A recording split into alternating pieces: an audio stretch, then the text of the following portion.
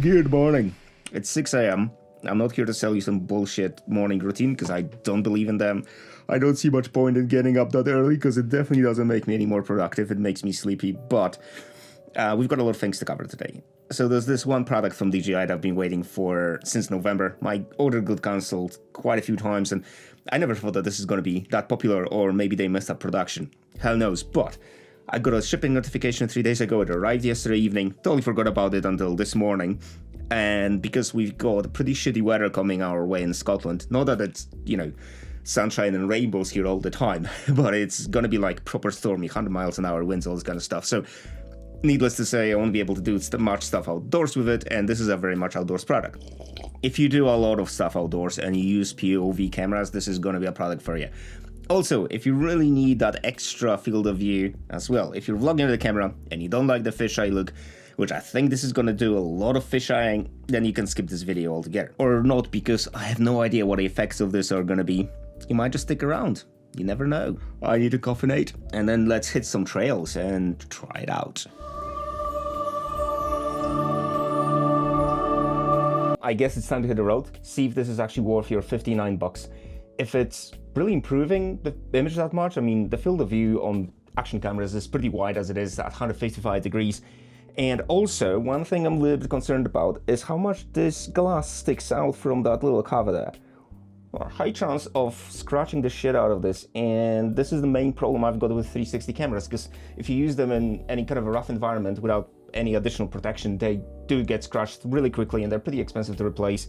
59 bucks might not be that much, but I'm just wondering how many sessions will this survive without me wrecking it. And even if it's not gonna make it into this video, if it miraculously survive all the treatment I'll give it, I'll definitely drop a comment on top of the section, pin it up, or at least if I'm gonna scratch this beyond any reasonable level, yeah, I'll let you know. I don't want you guys to sink money into something that's not made for a purpose. Cool, let's head out. It's early, but apparently the early bird catches the worm or some shit. Anyway, the things I do for you people. Oh. The stage one is getting on the bike. Sadly, it is cloudy as hell. It's gonna start pissing down, so it's not ideal for the picture quality. However, this is not about the picture quality. It's about how much better the field of view is while using the boost lens. This is the contraption I'll be using today. So the aim is not only to capture some footage, but also not to knock my teeth out. This might be slightly off center because obviously they're not stacked, but it should give us a good idea how much wider these lenses are.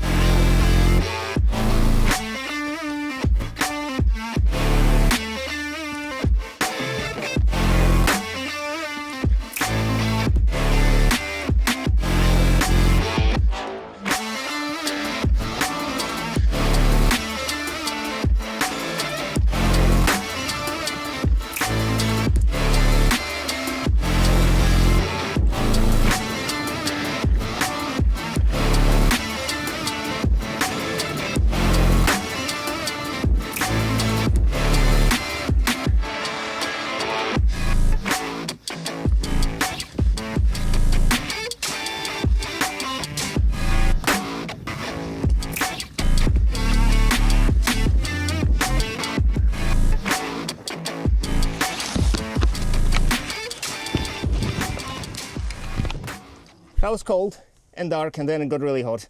And I'm pretty sure the footage on that camera is gonna look totally flat, like you're just riding uphill, no downhill. But that's kind of standard now, eh? Now, we're gonna go on electric skateboard with a selfie stick to see how much of a difference that lens is gonna do to filming yourself, which I'm guessing a lot of people are really interested in. So let's get on it.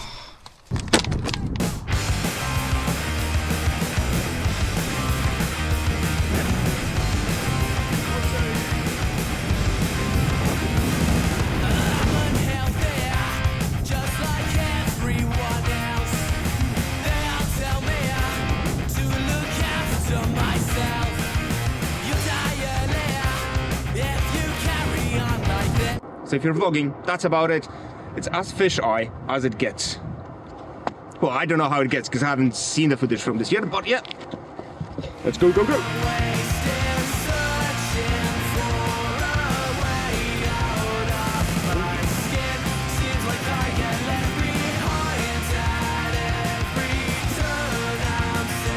We had a couple of really cold days in Scotland and we still managed to get both surfing and kitesurfing sessions, which I'll show you in a second. But full disclaimer, I used to record these interim bits, you know, just explaining the settings and everything, and I've lost all of it because my SD card decided to fry itself. And this is the first time ever where I wasn't recording, double recording on the CF Express. So it was just my bubbling around, so we can skip to that later. The other thing is, when I was looking at the footage from the mountain biking specifically, I've noticed that I had this set to standard bitrate, which explains why it was slightly falling apart, but also how much brighter it was in comparison to the Action 4, which is still brighter than GoPro 13.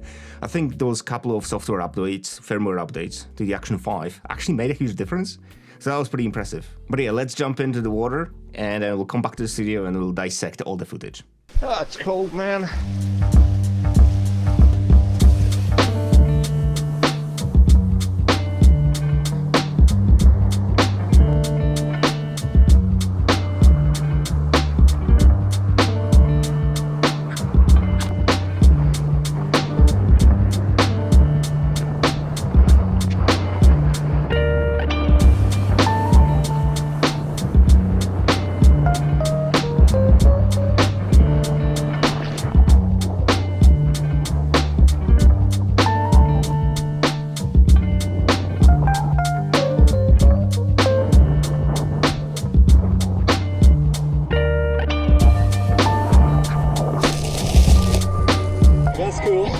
So handy.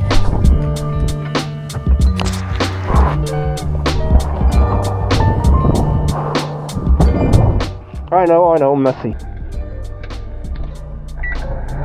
Nice.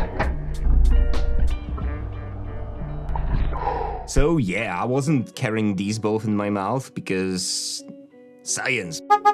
Well, I didn't want to knock my teeth out. This is pretty heavy, like as a setup. And my teeth suffered enough losses from getting hit by surfboards, trees, all this kind of shit, so I really don't want to make them suffer even more.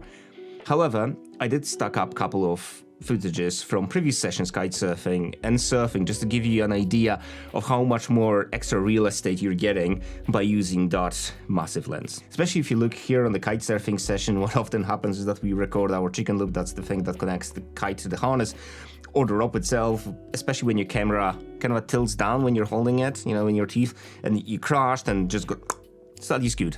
And with slightly wider angle, you can kind of correct for that. Obviously, it's not as wide as a 360 camera, but for what we get out of these things, well, I think it's still fairly impressive. The other thing I was slightly apprehensive about is how fisheye effect this might give away. Specifically, if you look at the skateboarding video, it looks so much less fisheye than I would expect it to be. Particularly if you're looking at, you know, FOV and this is 182 degrees, it's pretty insane. So whatever processing goes into this, well done. Obviously you get those distortions, but you'll get that with any spherical lens.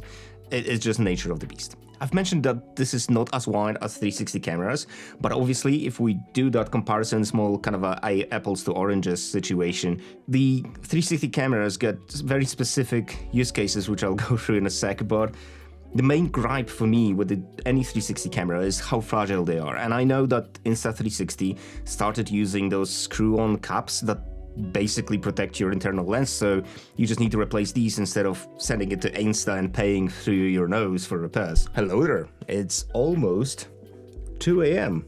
Editing Jake here. If this video gave you any value, a thumbs up and subscribe would be greatly appreciated, because I thought I would be finished with this ages ago, but it kind of never happens because I don't like leaving stuff half-baked, so let's keep baking. So you know what to do. Let's go back to the... And on durability, I mean, like, I'm pretty surprised that this is actually in one piece, because not only it crashed against the surfboard a few times, but also against my bike, and it was tumbling in my backpack without the provided rubber cover, and it's still going strong.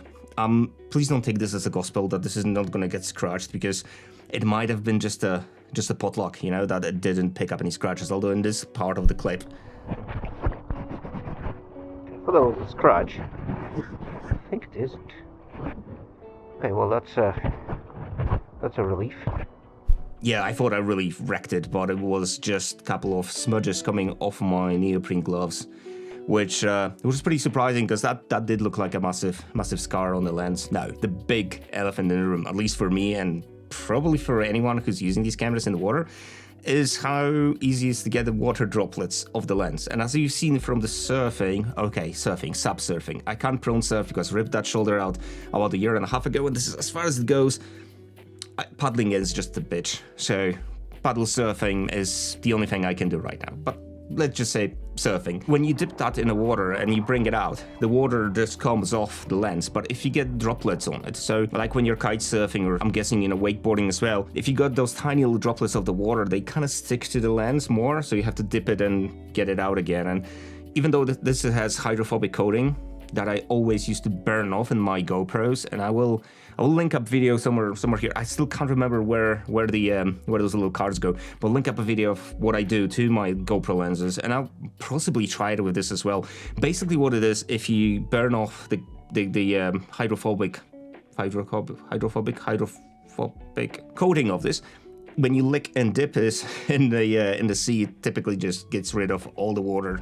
If you'll do this with the hydrophobic coating on, you're just gonna leave some smudges from your tongue on the lens, and it's gonna look shit. But obviously, if you use this on a motorbike or a car, the wind speed itself is gonna take care of any droplets on the lens, purely because of that super awesome coating that you get on a GoPro and pretty much any action camera right now. And let's go back into the question where you should get the boost lens. Now, for me, it's a no-brainer. For all my POV stuff or even selfie stick stuff, that extra real estate that you're getting out of this, yeah, 100%. This is like wholeheartedly, I can recommend having one of these on. If you're vlogging with a camera, it totally depends whether you want to show all this background or you just want slightly more pushed in view. And to be fair, action cameras are not designed really to give you shallow depth of field because everything's always in focus anyway.